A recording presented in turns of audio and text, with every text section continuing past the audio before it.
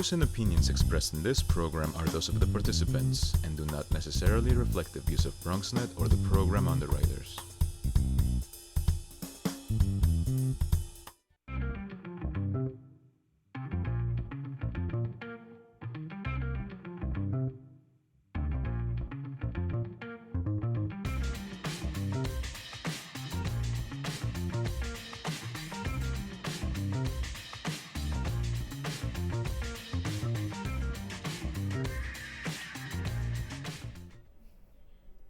Hey everybody, it's time for the Bronx Buzz. As you probably know by this point, every week at this time we take a look at some of the Bronx journalists or journalists from other parts of the city who are writing all different kinds of interesting things that are relevant to our borough. It gives you a chance to get some insight as to who they are, what they're thinking about when they write their stories. And tonight we have two really interesting guests. Both of them are going to be on Skype. So let's go, hold your breath, ladies and gentlemen, all the way to the borough of Brooklyn. We're going to go to Park Slope, and we're going to say hi to Hannah Frischberg. Hannah, how are you? How are you? I'm doing fine. Hannah is with, now I guess it's a newspaper, a website, and let me just say it for the people of the Bronx. It's called Brokelyn, Brokelyn. Hannah, before we even get into some of the specifics, talk to me about what is Brokelyn?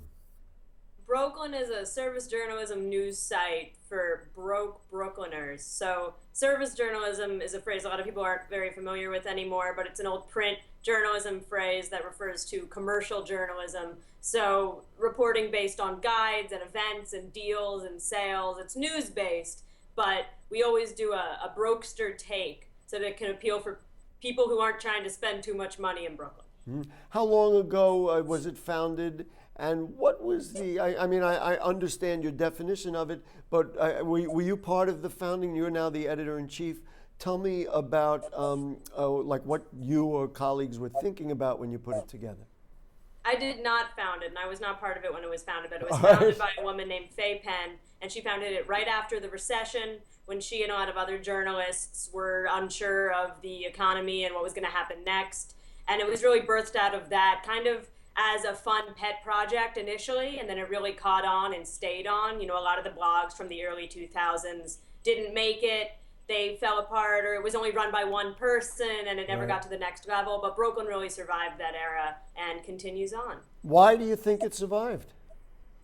I think it really tapped into something that a lot of people can relate to, which is taking Brooklyn and the broke aspect of it and thinking of it, you know, not in necessarily the dramatic terms that it does imply in all situations, but more on a level of, all right, Brooklyn's overpriced, but how do we enjoy it still? Right, even if we may or may not have any money, and or a lot of money, let's put it that way. People in the Bronx, I'm sure, can relate to it. Now, just to be clear, you put it out in print, it's a newsletter, is it a daily, is it a weekly, what do you do?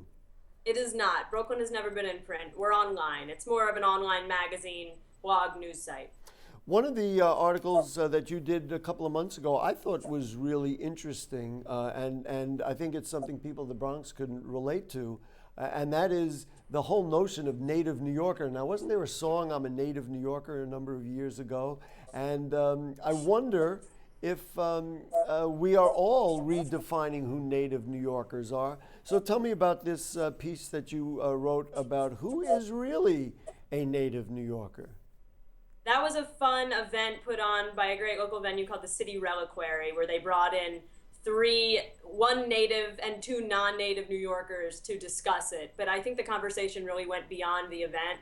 I am personally a fourth-generation Brooklynite, and I do not take that lightly. I think that in order to be a native New Yorker, you really do have to be born here. Maybe you can get away with it if you were born in Jersey and you moved to New York when you were 1 or 2. But, the phrase has a very specific meaning, and that's that you're from here. I thought what was interesting, one of the issues raised in the piece was the idea that we have many people come from other places and, in a way, adopt our hometown. So let me give you a scenario, because you sound pretty strong and nationalistic about Brooklyn or Brooklyn, and certainly people in the Bronx feel strongly about our hometown as well. Let's say somebody comes from another country, and we have so many, let's say West Africans, or we have Russians, or we have Koreans, and they come here, maybe when they're in their teens, or their family brings them here and they're 10 or 12 years old, and they basically get educated in our case in the borough of the Bronx, or in your case in Brooklyn, and they've lived here and they've established a family here. We would not call them a native New Yorker in this day and age? I would not. They are very much New Yorkers. They make up the fabric that is this city. They are intrinsic to this place. They help build this place.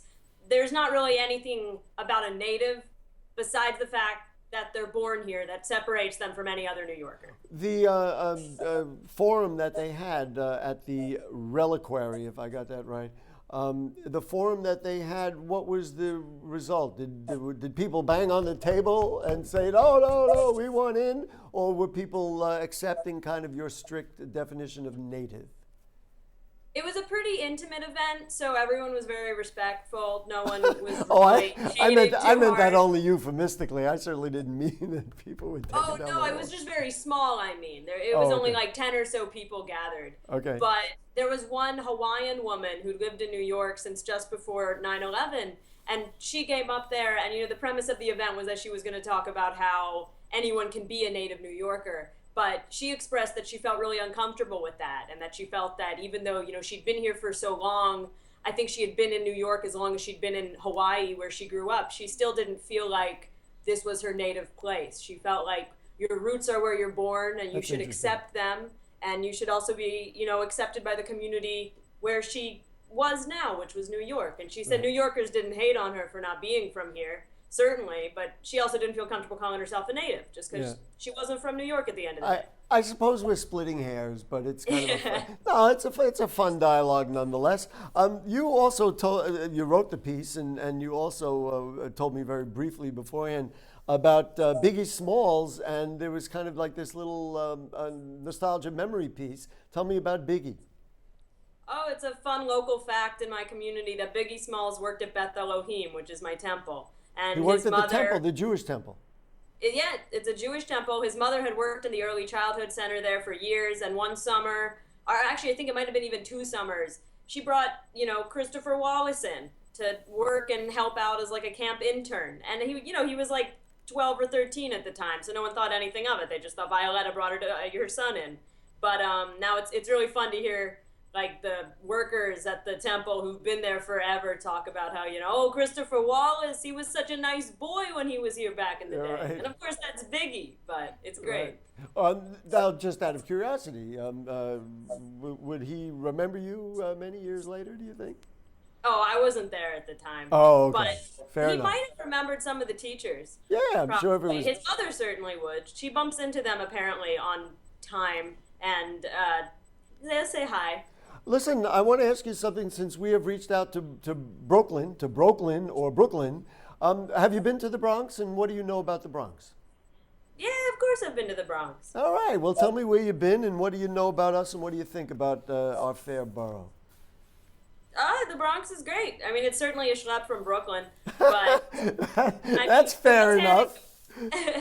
Your Botanic Gardens is just better. Anyone who pretends the Brooklyn Botanic Gardens is better than the Bronx Botanic Gardens is lying. I mean, that is an incredible garden. As is the zoo. Our zoo is pathetic by comparison. I mean, it's cute, that is a concession that I heartily accept. We didn't prepare this, but I'm putting you on the spot. Favorite restaurants or other favorite places in the Bronx? Places that you've been? Or is that not a fair question? I mean, everything on Arthur Avenue has character. Well, Hannah, what do you have coming up? And we can invite people to check out Brooklyn. I guess it's brooklyn.com. Is that what we're looking at? Mm-hmm. And do you have something interesting that you're working on, or something coming up that you'd like to tell our Bronx viewers about? Well, I don't know how interesting it'll be for Bronx viewers then, but we just published a big piece on all the free movies in Brooklyn this summer. Mm-hmm. And so if you want to shut down, it doesn't cost anything. Yeah, well, we have obviously very similar things. These are the kinds of movies that, let's say, elected officials are putting on in public spaces, or like the library will put out. Is that the kind of thing? Yeah, exactly. We got a lot Great. of celebrate Brooklyn brick. And then I also am writing a piece for Voices of New York. I interviewed Joe Conzo. Oh, And our Joe Conzo? yeah. Oh. And so that should be coming out in the next month or so. Joe is one of our favorite people, and I guess if you were still interviewing him, you could tell him Gary said hello. But otherwise, Hannah Frischman, we hope you won't be a stranger. We'll check out Brooklyn, and we hope you stay with us on BronxNet and check out what we do. And cheerio! Say hello to all our comrades, our native New Yorkers and otherwise in Brooklyn and Brooklyn. Will do. Thank you. Thank you so much for joining us. Folks, we're going to take a short break, and then we will be right back. We're going to talk a little more Bronx-centric with Michael Benjamin of the New York Post. Has a fascinating piece about Bronx politics that he put out in the Post, kind of an editorial piece. We're going to ask him about that and some other issues. So don't go away. More Bronx Buzz coming up. This is the story of a boy who didn't talk for a long time. The boy liked things to always be the same. Any changes would scare and upset him. The unknown was an unfriendly place. The boy was very sensitive to lights and sounds. So he built secret hiding places where they couldn't get in. The boy didn't like looking people in the eye. He wasn't trying to be mean, it just made him feel uncomfortable. Sometimes he would flap his arms again and again. One day, I found out I had something called autism. My family got me help. Slowly, I found my voice and learned all the ways I could live with it better. Early intervention can make a lifetime of difference. Learn the signs at autismspeaks.org. We are there, day one, with baby names and a gift that lasts a lifetime. We are there as you grow, protecting you and those you love. And we are there as you start your next chapter. We are with you through life's journey. We are Social Security, securing today and tomorrow.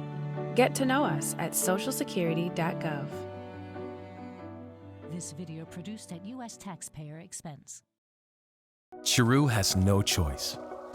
She and millions like her walk miles a day for dirty water. But together, we can end their walk by providing clean water close by. Instead of spending hours walking to get water that makes them sick, girls can be in a classroom and moms will gain back time to care for their families. Sons and daughters can grow up strong, finally free of sicknesses. It's true. When you just add water, you change a life. Learn more at worldvision.org. Hey everybody, back with you on the Bronx Buzz. Thanks again to Hannah from Brooklyn for being with us. We're going to take a look at an interview that we did on the Bronx Buzz, I think it was May 18th, with Michael Benjamin, who is on the editorial staff of the New York Post. And I think there's a lot of really interesting material in there, so let's take a look. Hey, back with you on the Bronx Buzz. Our guest has been David Cruz, and he stays with us. But we are adding in Mr. Michael Benjamin, who's on the editorial board of the New York Post and the managing editor of the local Bronx Chronicle. Always nice to have my friend Michael on the show. How are you? I'm well, thank you. A little busy, but I'm well. Great. Sit tight because I'm going to let David introduce this. David wrote a story about Mark Jonai receiving the endorsement from the Bronx Democratic Party. Predictable. Mr. Jonai is running for city council. This is a predictable thing, right, Dave? Yeah, definitely. I think it was definitely in the pipeline. They were just vetting all the candidates, seeing where they probably just stood in terms of just their popularity, what they could do for the party, and it was pretty clear that Jonai, who obviously is good friends with Senator Jeff Klein, he ended up just he definitely snagged it just simply because it was he definitely can bring something to the party as opposed to the other candidates. I mean, you know, there is a spirited campaign against him. Many people saying that some of his values and some of the things that he represents don't represent the values of, you know, what Democrats in the city council have been doing. But they do stick with his constituents. His constituents are for the most part, social conservatives. They vote Democrat, but they are social conservatives. No doubt he has tremendous support. Michael Benjamin, your thoughts about this? We're having it now with Assemblyman Jonai wanting to run for city council, and also Reverend Diaz, Senator Diaz, also running for city council. The pay is twice as much. You don't have to drive to Albany. What do you make of like this switcheroo? You were an assemblyman. You know how it works. Oh, I think we just lost his video there. Yeah. There you go. Yeah. Go ahead. So what do you think? Better. Well, one, yes, they lost out on their pay raise. So some may want to seek a pay raise. They're getting a different office going to city council. But to your point about that, Jonai and Diaz may not be in sync with the progressive city council.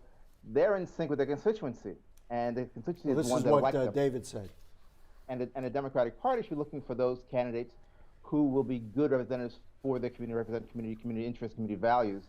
And it's almost going to be a given that the Democratic Party regulars will support one of their own over people who they consider to be insurgents or strangers to the party. Listen, we've had this for years, of course.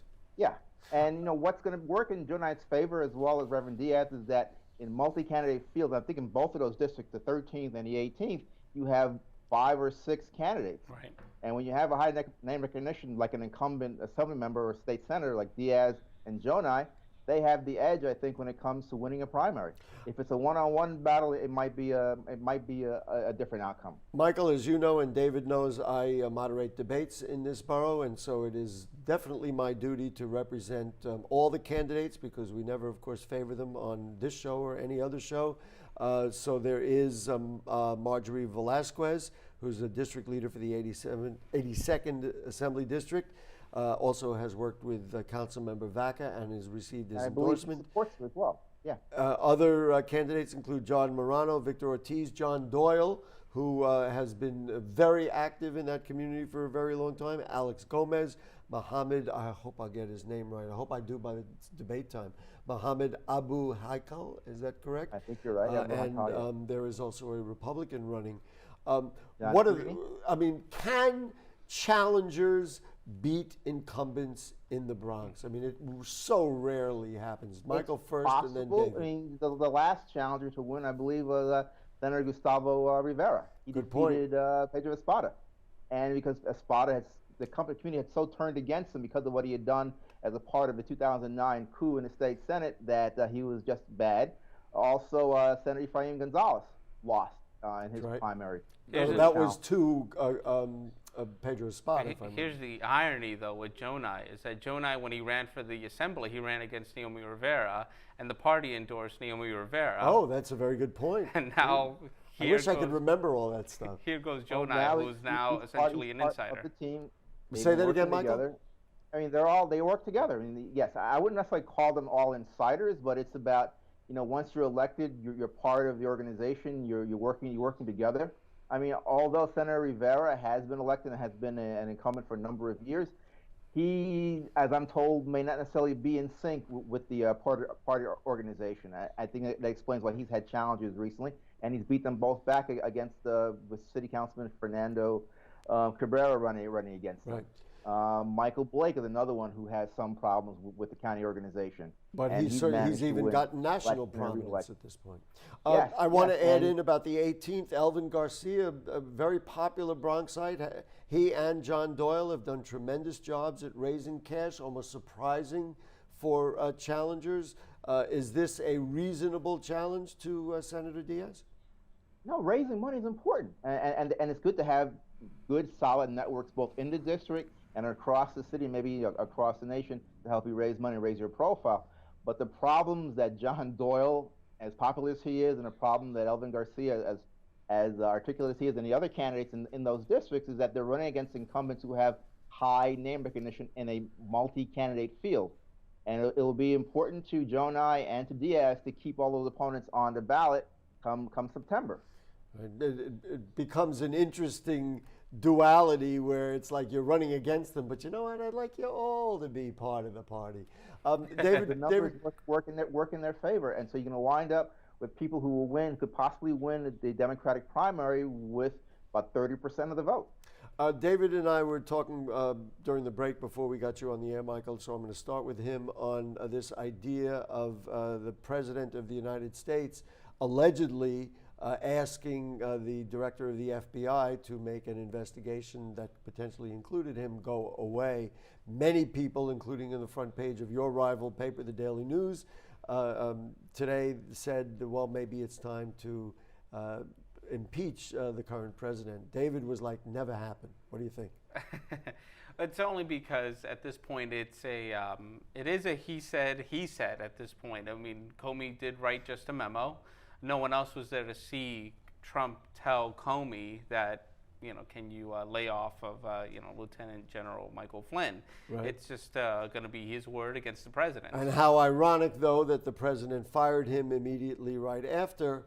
And also, this is a standard Trump tactic. If you do something wrong, accuse the other guy. So he accused Comey and said, basically, you'll be lucky if our conversation doesn't come to light, Right. when in fact, he knew that his conversation, if it came to light, it would be a smoking gun. There was no one there, though, too. There was no one there. understand. General, Sessions and Pence left the room when they had the conversation. Michael Benjamin, your thought? As we write in the Post, the president has been shooting himself in the foot unnecessarily with his, they're not even gassed. I think he's actually telling the truth. He was on Lester Holt last Friday, and he admitted that the primary reason for firing FBI Director Comey was because of the Russia investigation. He said that on television to a reporter. And now you have Comey's memo saying that he was asked to cease the investigation into Lieutenant General Michael Flynn. It's just enough to keep the Democrats and Republicans who are interested in this to keep it on the front burner. And it could make, the president very much ineffectual as president over the next, 3 to 4 years. David is shaking his head Right. yes to agree. Do you think the way it's playing out, unless something else comes to light, is an impeachable situation? Yes, if there's more evidence. If there's more evidence. Remember, impeachment is only Congress voting, and then you have the Senate actually holding a trial. So an impeachment is basically just charges against you, and then those charges then have to be proved or disproved before the U.S. Senate in a trial. David shook his head no to me. He doesn't believe the president will be impeached. Only because the conversation was between Comey and Trump. So unless there's an actual recording, a record of what was actually said. Right, but I think it's possible other things come up in the future that could lead to that. I mean, there is this constant drumbeat around impeachment. Well, Chafis is asking for everything and anything related to that conversation. Michael, let me ask you, this whole business about the president talking to the Russians and allegedly revealing classified information. This is after a campaign where they just simply ripped Hillary Clinton to bits because they said she was irresponsible with emails, and apparently the president, who claims he's within his rights, spilled the beans that could potentially blow up some very important anti-terror work by the State of Israel and others. What are your thoughts? It's a product of the president being the least prepared person to have become president of the United States in recent memory. These things are going to happen. I mean, he complained about Obama playing golf. This guy's played golf every weekend since he's been president. Yeah. He's constantly up in the morning, middle of the night, tweeting and then revealing and contradicting information that his own communication staff has tried to put fires out with, and he's contradicting them and then creating even more fires. He's his worst enemy. Michael Benjamin, we thank you for joining us, and I know it breaks up your workday, but it's always great to have you because the dialogue is spirited and informational, and we appreciate your time. But we missed one thing to discuss that was in today's news. Michael Blake and Reverend Diaz and Selman Blake's contribution to him, and in fact, he got called out by members of the gay community, the gay political community, calling on him to renounce his donation and to ask for it back. I was not aware of that. Thank you for bringing it up. We're out of time, but we will investigate it and do it next time. Hey, thanks to Michael Benjamin for his insights and for joining us in the Bronx Buzz, and thanks again to Hannah from Brooklyn. And guess what? We will see you next time on the Bronx Buzz. And also, don't forget Monday night, will be here for Bronx Talk, and we'll have a really interesting show about the opioid crisis in the Bronx and in New York City. So take care.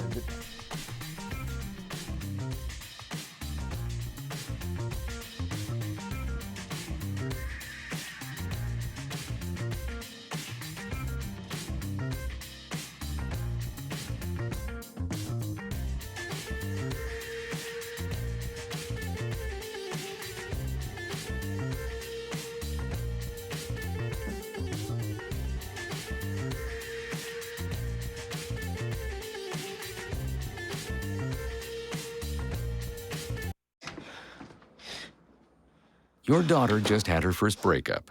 Do you A, put yourself in her shoes? B, console her? Don't worry, sweetie. This is gonna happen a lot. Or C, find her a new boyfriend? Nice, single boys. That was weird. As a parent, there are no perfect answers. But you don't have to be perfect to be a perfect parent. Thousands of teens in foster care will love you just the same. Well, Thomas, you've got pre-diabetes. But with more exercise and a change in diet, it can be reversed. I've tried exercising. It just makes me hungry for bacon. I love bacon, too. And who really likes to exercise? Not me. Me neither. Nobody. So we're good? What? Oh, you still have pre-diabetes. Big time. We are there, day one, with baby names and a gift that lasts a lifetime. We are there as you grow, protecting you and those you love. And we are there as you start your next chapter. We are with you through life's journey. We are Social Security, securing today and tomorrow. Get to know us at socialsecurity.gov. This video produced at U.S. taxpayer expense. Chiru has no choice. She and millions like her walk miles a day for dirty water. But together, we can end their walk by providing clean water close by. Instead of spending hours walking to get water that makes them sick, girls can be in a classroom and moms will gain back time to care for their families. Sons and daughters can grow up strong, finally free of sicknesses. It's true.